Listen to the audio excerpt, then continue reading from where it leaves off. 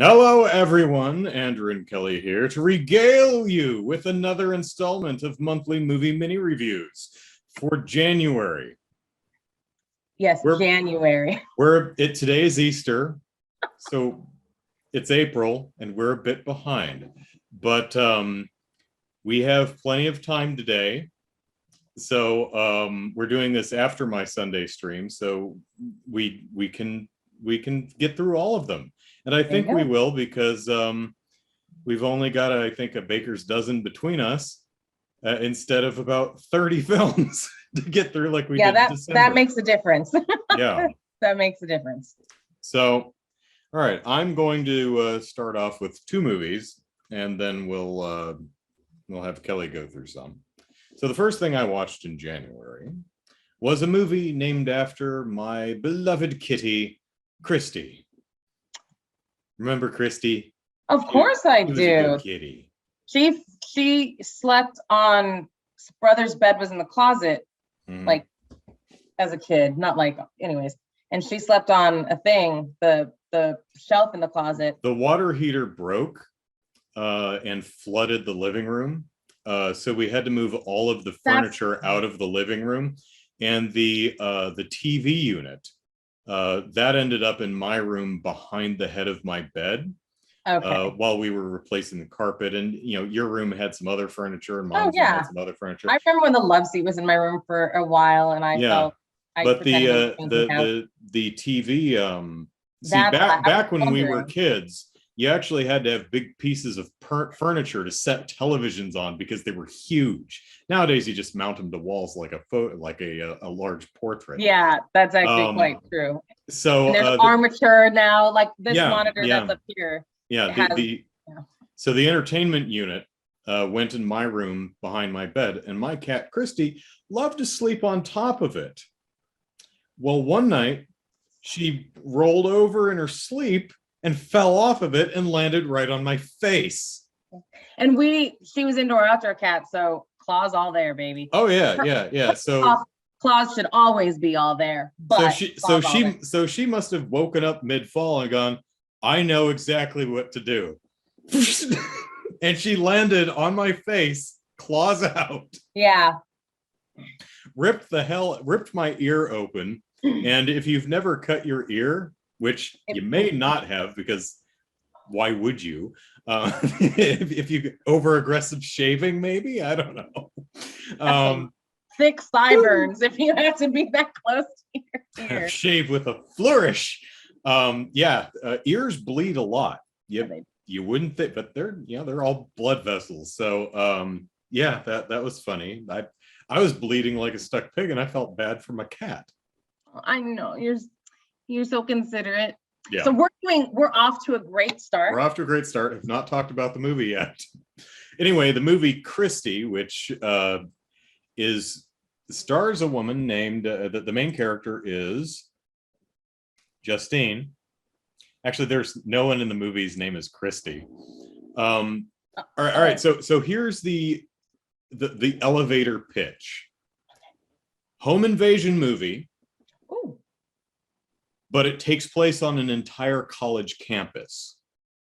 So instead of one woman stuck in a single home with invaders coming in trying to get her, she's the only one left behind at Thanksgiving break at the college campus, and there's like one security guard there, and there's invaders coming in. So instead of just running around one single home as location, there's a bunch of different buildings, and she goes to the library, and she goes to the mess hall, and she goes to the common room. So home invasion just on a larger scale. Same setup, one person home alone, 3 or 4 invaders, but the entire college campus instead of just a home.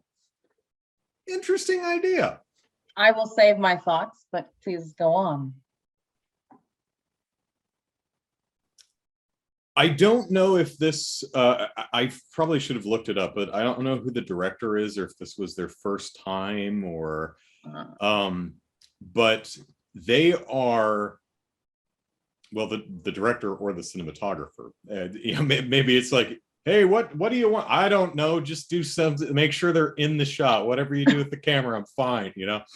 So the DP at very best was very ambitious There's some really ambitious cinematography and editing in this movie. Okay.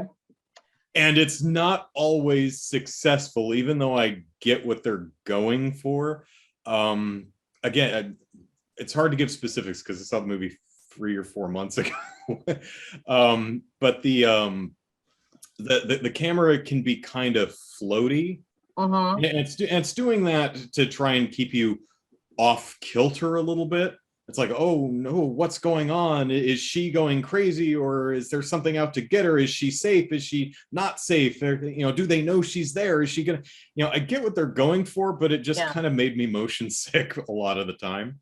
I will not remember the movie that I'm thinking of at the moment, but I have seen those movies that the cuts and the angles and like everything that they have to, they try to jam every special effect, every interesting, and when you notice that more than you notice the movie, it's not a great sign. Or it just means, like you said, a very, very amateur, team of, well, beginners at the very least. It feels like a first or second project kind of thing where they're trying new. They're like, oh, this may be my only shot. I'm going for broke. I'm gonna try everything. And correct instincts, I think, most of the time. Well, that's good. Didn't always work for me. Like there's some really interesting editing in the movie. Like everyone's going home for Thanksgiving break except her. So she's there alone at the college. There's like one security guard and everyone else is there. So they do the montage of her wandering around, it's almost the Home Alone montage where it's like, I get the entire pool to myself. When do I ever get that? Sure. So she swims. Establishing the shots that you're going to be. Yeah. She dances down the hall. Da da da da, because there's no one there to see her. So let me ask this, because now how I went to Arizona State. Now that is a state university, very big campus. So that's what I have in my head when I went to my master's degree is at a smaller college, but it's still it's a vast landscape. So what kind of a university / college? Because it's a large area with several unconnected buildings. So there's like a main residential building, and then there's the library building that you would have to walk over to. So I'm concerned how she has access to all of these places that she can just go. And like, what is she doing? Is she like going, okay, I got that building. Now what should I do here? How about a jig down the hallway? All right. I mean, there's a wall around the entire campus and a front gate with a security guard. So I guess they figure we should. That helps. So that helps. Yeah, you have to check in at the front gate to actually get into the the security booth and the thing to drive in. So it's kind of like a private community, I guess. Yeah, now I understand. Thank you. But that's a fair point. If they're essentially losing almost all of the student body and faculty over the Christmas or the Thanksgiving break, I think it was, they probably would have locked most of the buildings except the residential area. Or maybe Gus, the security guy's like, hey, here's the key, here's the master key. Go play in the pool or something. Go play some foosball by yourself, whatever. Yeah. So I don't remember exactly what was so weird about it, but the edit, this montage's edit was weird to me because instead of doing it sequentially, it's like cut with something else, and her playing in the pool is like cut back to several times. So it like time jumps. Oh, I understand. I know. So it's not, I did this, then I did this, then I did this, then I did this. It's, I did all these things and we're just going to keep cycling between them. And I would think what they're going for is kind of a time, it means nothing because I'm by myself, and who knows if I did this in the morning or in the evening. It's just all a blur to me. I think that's what they're going for, is this, it doesn't feel sequential or chronological. It's just I did all these weird things, and when I think back upon it, I don't know when I did what. I just did all these things. I think that's what they're going for. I don't think it totally works, but I like the idea. May I ask if you remember where the action resumed after the montage?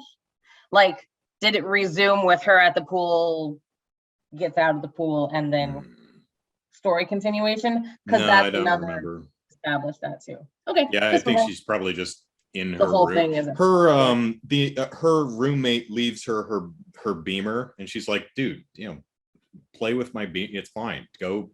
And she's like, oh, maybe I'll take it to the convenience store or something. And that's the inciting incident. She takes the beamer off campus to go to a 7-Eleven to pick up some snacks for her and the security guard. She's like, hey, you want anything? He's like, yeah, get me a slice of pumpkin pie or something like that. So she goes to the convenience store, and that's where she meets this group of people who look at her weird. And it's one of those wrong place, wrong times. So they end up following her, and they follow her back to the why me? Because you were there. It's that kind of a thing, right? So that's the inciting incident. So the montage probably ends with her in her room looking at the keys, looking at her book, looking at the keys, and being like, grab the keys, and out she goes. And here we kick off the movie. So it's generally one of those, can she outwit the bad guys who are taking advantage of the fact that there's no one there, use her knowledge of the campus against them. And there's some cool stuff. I think there's a thing where she I think she sets an alarm on her cell phone and then places it somewhere to make a noise so she can get away a different way. There is something set up where, I forget how it's set up, but there's, if you mix this chemical with this chemical, it goes boom. And so she's like, dump this thing, and she makes a bomb. There's only and she wins. She ends up offing it. And the entire thing is there's this group of people who go around. It's like The Purge, but only 4 people do it, and it's not formalized. They just go around. There's like this dark web community of people who very small community. Yeah, it's weird. And she survives, and I guess she blows the lid off it. So now these people. So what is Kristy? They just keep calling her Kristy. Oh.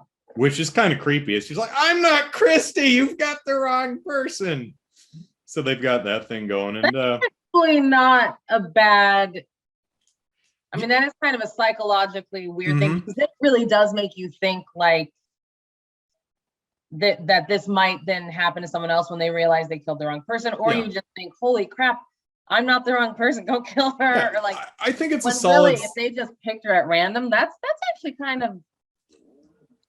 I think it's a solid setup for a film. I think it's a nice twist on your typical home invasion film, and there are some genuinely cool bits in the movie. It just overall didn't really do anything for me. And I watched it and went, well, that was interesting. It's okay. Yeah. So All right. But moving on. Yes. For the Sake of Vicious, which is an odd title. It feels like a title that was come up with by someone for whom English is not their first language. For the Sake of Vicious. Unless is Vicious a nickname of someone in the movie? I don't think so. I actually had to. Here's what I wrote: bad, just bad. Oh no! Bad acting, bad directing, bad editing, bad music. Story makes no sense. Character behaviors make no sense. Sound is mixed so poorly I couldn't make out the dialogue. That doesn't tell me anything about the movie, and I have since blocked everything out. So I had to go to IMDb and see what the hell the movie actually is. Did it bring back jog my memory? Yes. Okay, so this is a kind of another home invasion movie. So here's what are we doing? I'm trying to remember let me look it up on Shudder real quick, because here's the reason I watched it. If Shudder still has it, because I read the log line. I'm like, okay. Bum, bum, bum, bum, bum. Bum, bum, bum, bum, bum. Okay. Romina, an overworked nurse and single mother, returns home from her late shift on Halloween night to find a maniac hiding out with a bruised and beaten hostage. When an unexpected wave of violent intruders descends upon her home, the trio realize the only way out of the situation is to work together and fight for their survival. Okay, so a woman comes home from work and finds some dude in her home and some other dude who he's tied to a chair and is beating the hell out of. Right. What are you doing in my house beating the hell out of this person? No, this person's a real bad person, honestly. And then home invasion happens and they have to work together to survive the night. Okay, sure. But no. I think what happened with this project is the production, whoever was involved, had access to a house that was going to be demolished in like 3 days. So they're like, can we shoot in there before you knock it down? And I'm like, yeah, sure. Go nuts. Spray fake blood all over the place, knock down walls, destroy the toilet. I don't give a shit. We are raising this thing to the ground. This building is, because it's an actual house and they tear this damn thing apart. There is actually some really interesting action because it's clearly not a set, and they just destroy this damn thing. And I'm like, I have a feeling they made this movie specifically because they had access to a house that they could just destroy. Wow. And they do, and it's pretty cool. There is actually some pretty good gore in it. But yeah, as I said, the acting and the editing and the music is terrible, and the characters don't make any sense. So she works in a hospital, right? Yeah. She gets home, and there's a dude who has another dude tied to a chair. Right. She knows the dude not tied to the chair is accusing the dude who is tied to the chair of being a bad nasty who sexually assaulted and murdered his daughter or something like that. She is the nurse who attended to the daughter. So she's kind of got a stake in this. Oh, interesting. Right? So do I allow this guy to kick the snot out of this guy who abused his daughter? Did he really abuse the daughter? Can I let this happen? It's like, stop dragging your crap into my house. So there's potentially some interesting stuff here. Not capitalized on at all, because none of it makes any damn sense. The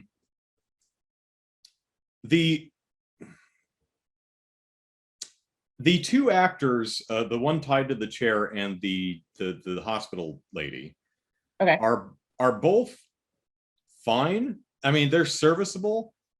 They both kind of feel like they're like, okay, I have nothing to work with here, but I will deliver my lines as best I can. They're acting.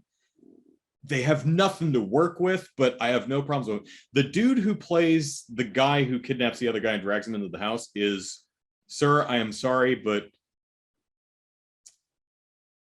someone should tell you that you have one facial expression. This coming from a guy who has one facial expression. This is not the facial expression you have, but you have one, and I'm sorry, sir, it's not a good one.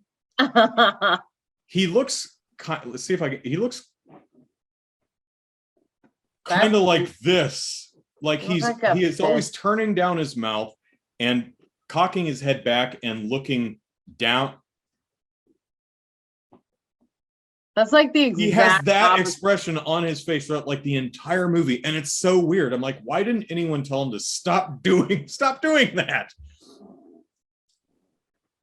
He's I hate being mean to people, but yeah, that's when I was in plays and stuff, and people are, oh, Andrew, you're so awesome. I'm like, I'm pretty sure people are lying to me because they know me.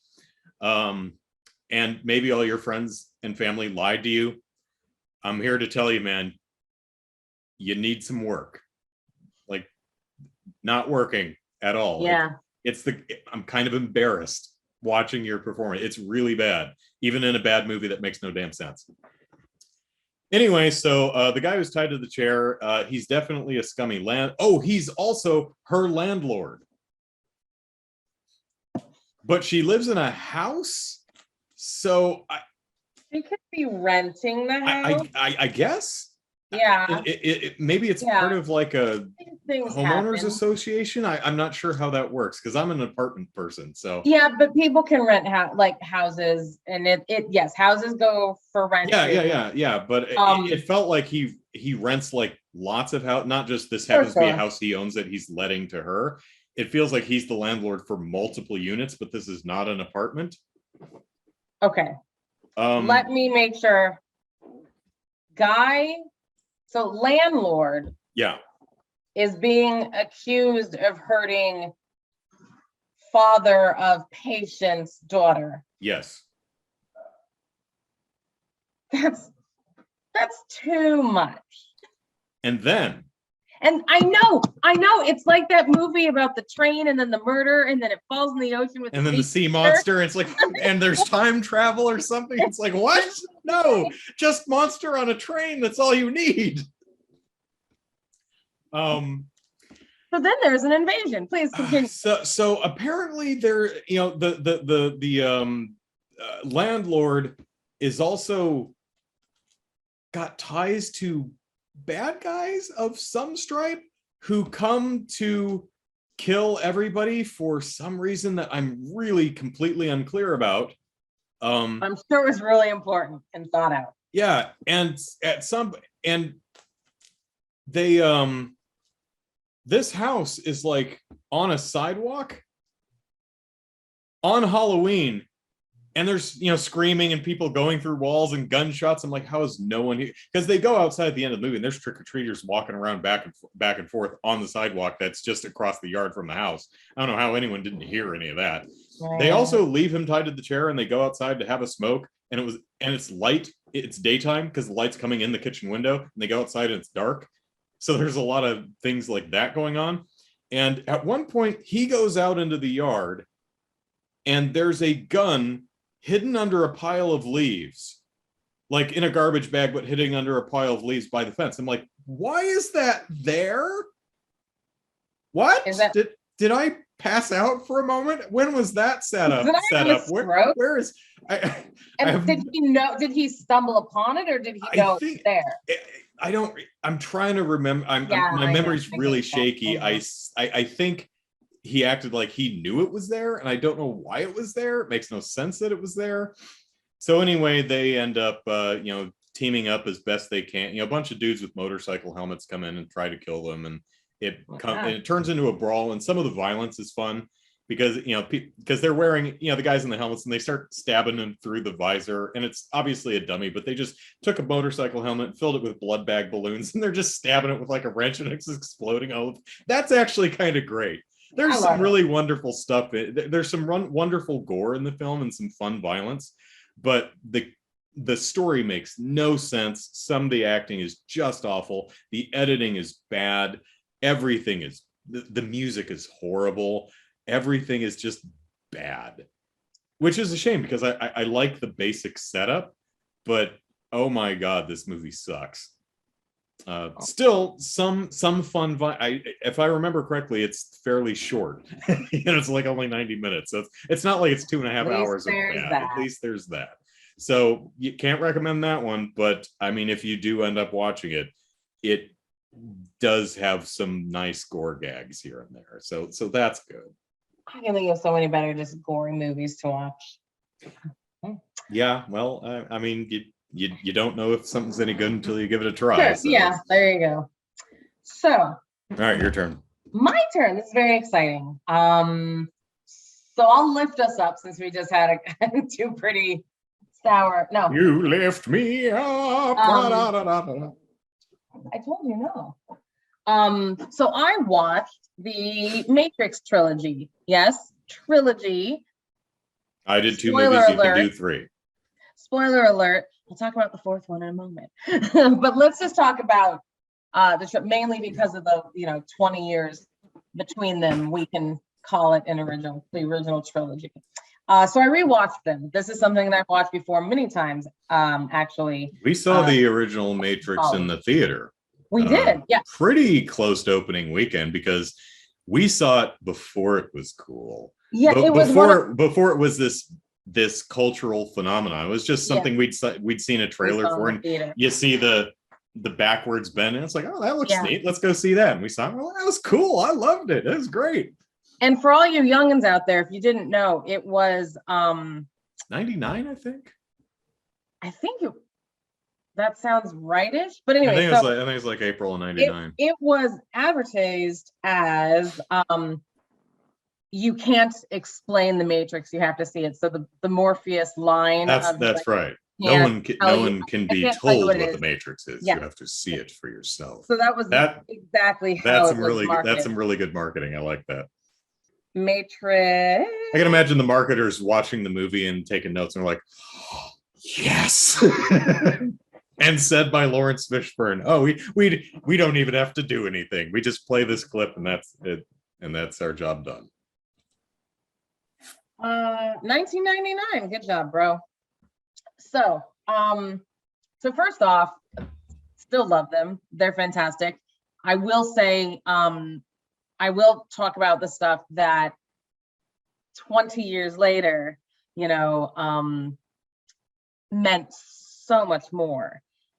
And not just did it mean so much more because, I'm older, I'm wiser, but it also has aged pretty well in a very interesting way of, because if you think about, it's, so in 1999 was the first one. And the first one, just to give my opinion, was close to a perfect one and done.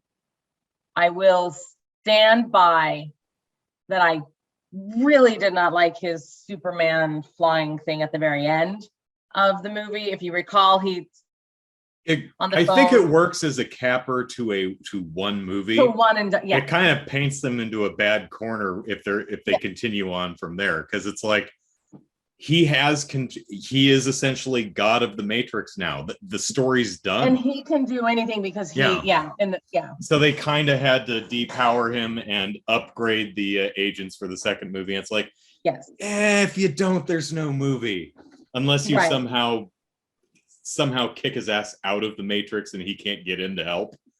That's another direction they could have gone, but yeah. So for what it's worth, I still roundly enjoy 2 and 3. Yeah, and that's the thing is, do I think it was one and done, like near perfect? Yes. However, how they re-upped 2 and 3, okay, it makes sense, because especially rewatching it so recently, January, 4 months ago, they discuss it, because if you recall in the Matrix, they just personify everything that's going on inside your computer, which I think I talked to you like right after I rewatched them, and I was like, Ralph Breaks the Internet comes to mind. I still need to watch that. First off, 100% you need to watch that. Okay, guys, tell brother he needs to watch that. Moreover, I don't want to be so crass as to compare Ralph Breaks the Internet to the Matrix, but just the idea of personifying what happens, how programs work, and how a virus happens, and how pop-up happens, and advertisements and stuff, like just all how that works, and like making it live action is very interesting. And especially now, again, like I said, it's 20 years later and it holds up in how systems work. So like you can make the agents a little stronger. You can build programs, and they talk about how, we flush that program, but we use some of the code for this program, you know, and reusing code. And it's so interesting that you're just watching again. I think I was telling you that the Merovingian means so much more to me. I remember oh yeah, I just thought he was a goofy dude when I thought first he saw was the movie when I was 21 or something. And I remember when I watched it the first time, it's like when I talk to the kids and they just look at me like this, and I'm like, did you understand those words? No. And I'm like, no. I'm like, tell me when you don't understand what I'm actually asking.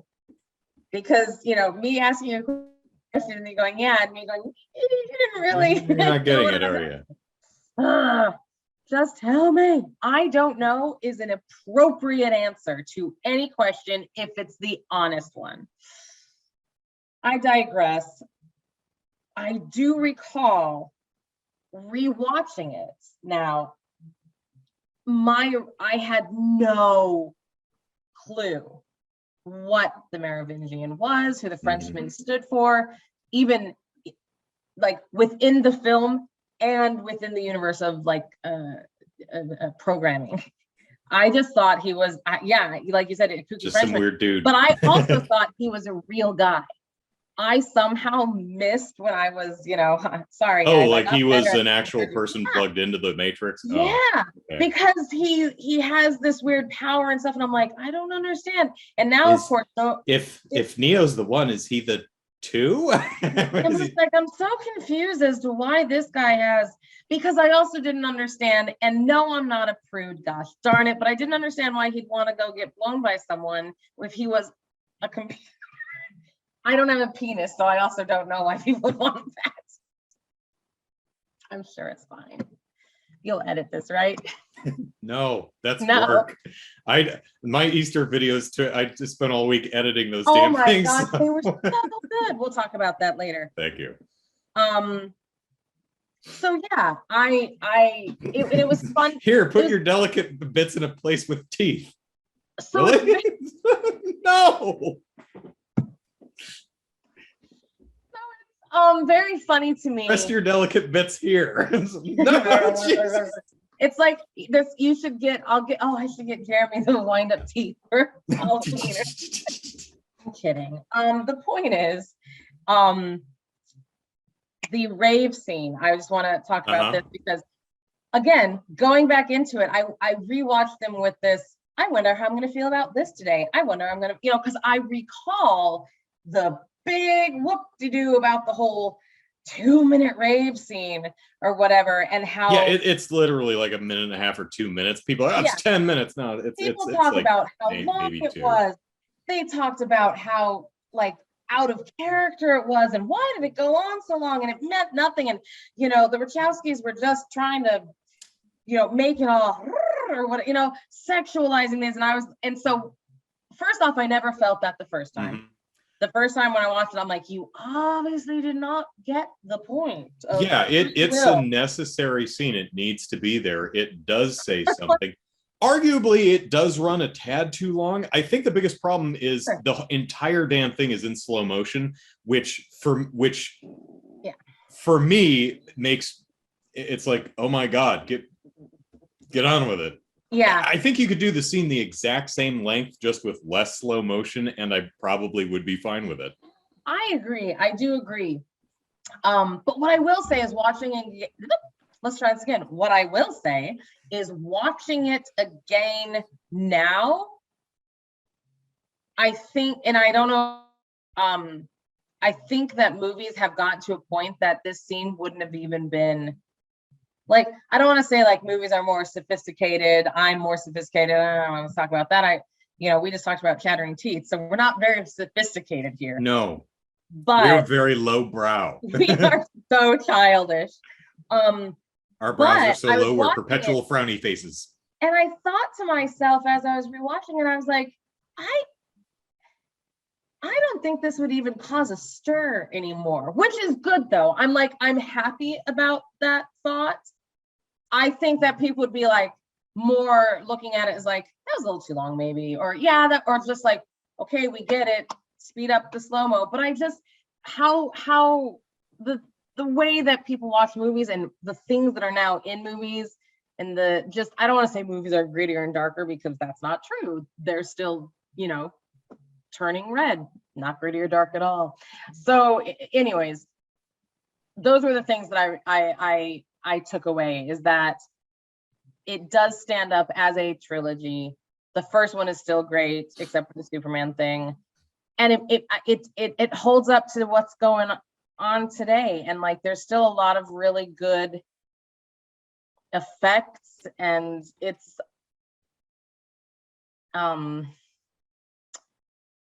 it gets a little too biblical sometimes, I think, but when you have to go with a resurrection, pull from the best known material, I guess, Yeah, so, yeah.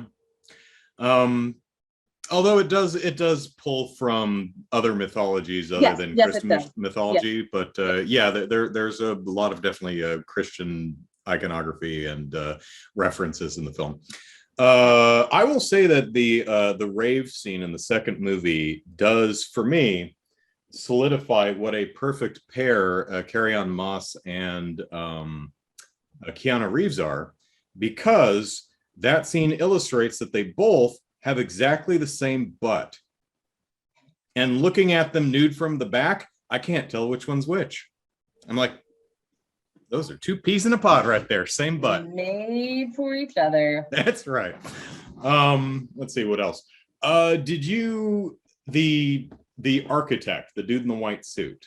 Oh my God. I love that scene. I know a lot of people will say, oh, the scene drags and it's boring and I don't care. I love the scene. It's an amazing scene. And like rewatching that again, filled me with so much wonder and love of language. I try very hard to purposefully use my words, which you might not notice most of the time. But I do. And I know that brother has a vocabulary so super extensive. Talking to the people now. But holy moly, brother, so it's not even it is kind of a soliloquy. It's interrupted here and there. It's not a monologue, but it's not a dialogue. Yeah. I'm not sure exactly how you would categorize that scene. I have only seen manipulation of language that good since the introduction to V, when he says I versifiously where his alliteration with V, that's not an easy one to alliterate with. No, and it never seems stretched. Another Wachowski's movie, I think V for Vendetta was the Wachowski's too. Well, now that you say that, I think you might be right, but just the fact that it never seems like, okay, you had to pull for that one. It never seems that way. And I listened to it very specifically, rewatch, not the V. Mm-hmm. V's I've listened to as well, but this one, it's uncanny how good it is. And I hated when I do recall, now that you say it, when I saw it the first time, I hated the several Keanu's surrounding him making the reactions of differentness. I when I first saw it, I was like, it just bothered the ever loving out of me. And watching it again this time, I was like, okay, I like it. I like it. I know exactly what it's up to. He's proving his point. But I think the reason I didn't like it is because the monitor that is just over his stage left shoulder is one of the most animated Neo reactors. Oh, you got one of them distracted you? Just really. Is it the double bird one? Yeah. Is it that one? Yeah, it's that. But like, if you watch him the whole time, he's like, like he's the one that is, other ones are more incredulous, perhaps. Some of them get, sad, and some of them have the mixed, vicissitudes of emotion. But the thing is, but like that one, it's all just, he's at a 10, maybe an 11. He doesn't ever come back down. And it just gets me. I'm just like, Hey, and I'm sorry, I find that I was enough. not looking at you, brother, this whole time because I was looking over here because I was picturing it. And then all of a sudden I realized I'm like, you were seeing it in your probably mind's eye. I was like really focused on what it looked like. But yeah, and I prefer the original Oracle. Sorry, she died. And I know that, but I'm saying, I'm like, I still, and I know she passed. They did a pretty decent job of did giving an in-universe explanation why she looks different. Yeah, they did. Kudos. And they didn't have to. They could have just, the actor passed away, sorry, so we cast a different one, deal with it. But no, they made it part of the story, and it works okay. It worked fine. Yeah. It's a patch, but it works. It's fine. Yeah. And I knew that she died. I meant more in just the second Oracle feels more confused, and I don't know if she tries to be confused, not the actress, the way she was written. Mm-hmm. And I'm like, is she confused? Because I guess it's because they did rewrite her programming. I mean, not rewrite. So she could be like, I know that you're Neo, but I can't see much else right now.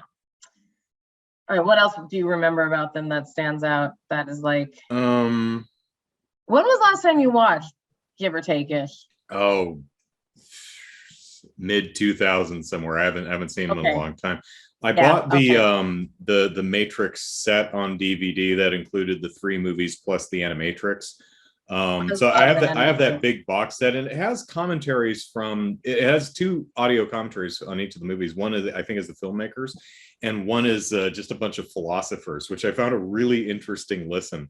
That's Cornel West and a couple other dudes just on the philosophy of the Matrix or their takeaway, and I found that really interesting. So yeah, I don't think I've seen any of the Matrix films since maybe 2007, maybe at the latest. It's been a long time since I've seen them. Yeah, and I have not seen the new one. I'd like to, but I haven't seen it. So that's probably right around when I may have seen them last, or just before, because we watched them a lot in college because we were really into the Animatrix at that point as well. So always going back to the story. If I'm not mistaken, in 2000, the best-selling piece of software for the PlayStation 2 was the Matrix DVD. On DVD. Yes. Was it the PlayStation? Yes, because I remember that. Because the PlayStation 2 came out and it had the ability to play DVDs, because DVD players were big and expensive back then. They were the new hotness. So you could get a game console and it played DVDs. Holy crap! A best-selling piece of software, I think, for 2000 was the Matrix DVD. I think, that's pretty funny. That's funny that you remember that, because now. And that's a Warner Brothers property, so I bet Sony was a little irritated about that. But on the other hand, it moved a ton of their hardware. Yeah. And the PlayStation 2 just walked away with that generation in multiple ways, including just sheer number of consoles sold. PlayStation 2, just that hardware was everywhere. So. Yeah. All right. So that's my 3 for the price of 1. Nice. Okay. So I'll do 2 more films that I saw in January. And the first one I saw was, or the third one I saw, I guess, is a movie that I had seen trailers for. And I was like, oh, that looks neat. And it took me a couple months to getting around to watch it. And it's called